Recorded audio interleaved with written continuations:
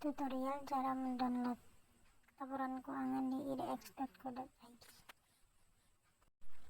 Lalu kalian pergi ke Chrome, ketik www.idx.co.id, lalu klik. Nanti tampilannya akan seperti ini. Lalu pilih laporan keuangan. Di periode kalian pilih yang tahunan. Di search company kalian ketik kode saham dari perusahaan jika kalian tahu, atau nama perusahaannya yang akan kalian pilih untuk mendownload laporan keuangannya. Saya pilih di tahun 2021. Lalu kalian pilih yang PDF, yang financial statement, karena saya download di tahun 2021. Nah, itu yang financial statement 2021, yang PDF-nya ya guys ya. Oke, jadi seperti itu cara mendownload laporan keuangan di idx.co.id. PT Indoretail Makmur Internasional Tbk. PT Indoretail Makmur Tbk adalah perusahaan yang bergerak di bidang investasi, perdagangan umum, dan penyediaan layanan jaringan serta optik.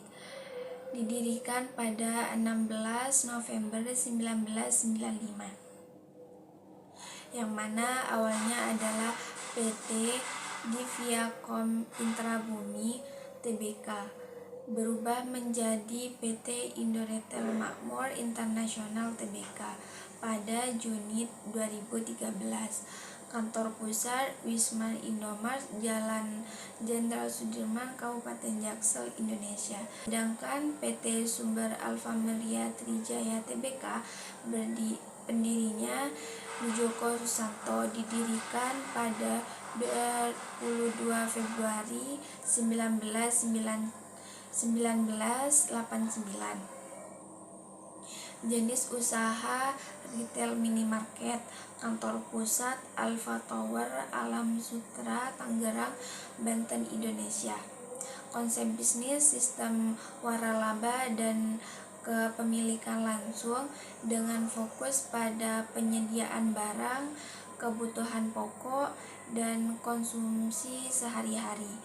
Jumlah gerai hingga 2024 yang tersebar di seluruh Indonesia sekitar 23,245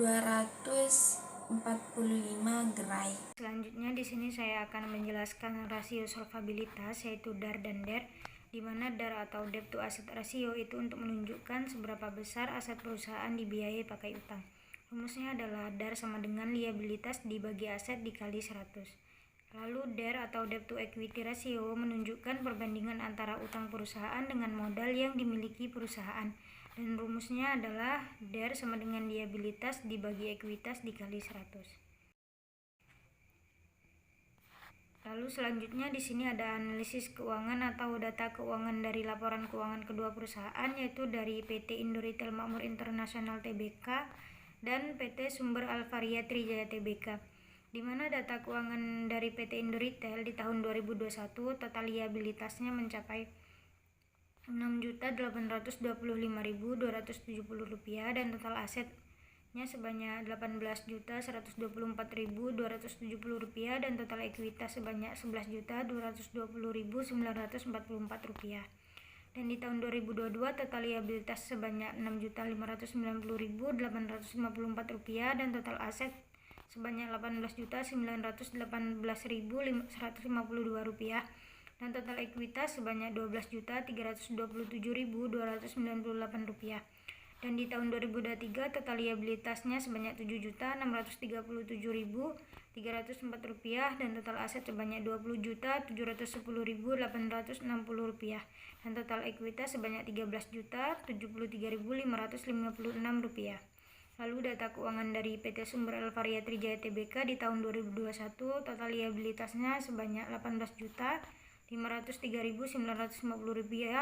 total aset sebanyak Rp27.493.748 dan total ekuitas sebanyak Rp8.989.798. Dan di tahun 2022 total liabilitasnya sebanyak Rp19.275.574, total aset sebanyak Rp30.746.266, total ekuitas sebanyak Rp11.470.692, dan di tahun 2023 total liabilitas mencapai sebanyak Rp18.504.983, dan total aset sebanyak Rp34.246.183, dan total ekuitas sebanyak Rp15.705.200. Baik, selanjutnya perbedaan hasil keuangan, analisis keuangan dari kedua perusahaan DAR dan DER-nya, di mana DAR Indo Retail di tahun 2021 totalnya mencapai 37,82%, sedangkan DAR Alfamart 2021 totalnya mencapai 67,30%, dan DAR Indo Retail di tahun 2022 totalnya mencapai 34,84%, sedangkan DAR Alfamart 62,69%, dan DAR Indo Retail di tahun 2023 totalnya mencapai 36,88%, sedangkan DAR Alfamart di tahun 2023 totalnya mencapai 54,04%. Lalu DAR Indo Retail di tahun 2021 totalnya mencapai 60,83%, dan sedangkan DAR Alfamart di tahun 2021 totalnya mencapai 205,832%, dan di tahun 2022 DAR Indo Retail mencapai 53,47%, sedangkan Alfamart di tahun 2022 totalnya mencapai 168,041%, dan di tahun 2023 DAR Indo Retail mencapai 58,42%, sedangkan di DAR Alfamart di tahun 2023 totalnya mencapai 117,827%. Baik, mungkin itu saja yang bisa saya sampaikan untuk penjelasan interpretasi perbandingan DAR dan DER dari tahun ke tahun. Akan dijelaskan oleh pemateri selanjutnya atau oleh Mas Arif. Perbandingan DAR dan DER Indo Retail dan Alfamart di tahun 2021 sampai 2023.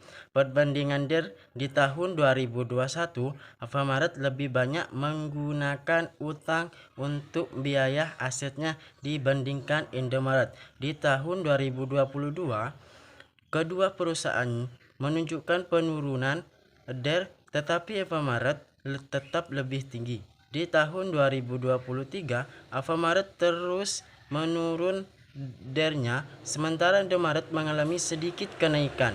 Perbandingan DER 2021, Alfamart memiliki DER yang jauh lebih tinggi, menunjukkan tergantungan besar pada utang dibandingkan modal sendiri. Di tahun 2022, kedua perusahaan menunjukkan penurunan DER, tetapi Alfamart tetap lebih tinggi. Di tahun 2023, Alfamart terus menurun DER-nya secara signifikan, sementara Indomaret tetap stabil. Kesimpulan dari kelompok kami yaitu Indo Retail memiliki struktur keuangan yang lebih konservatif dengan ketergantungan yang lebih rendah pada utang dibandingkan dengan struktur keuangan Alfamart yang lebih berisiko, karena Alfamart yang menunjukkan bahwa lebih mengandalkan utang untuk membiayai asetnya. Meskipun Alfamart telah mengalami penurunan, DAR dan DER menunjukkan perbaikan dalam pengolahan utangnya. Indo Retail sempat juga mengalami kenaikan DER, tetapi DER-nya tetap stabil. Ini menunjukkan peningkatan penggunaan utang yang lebih stabil.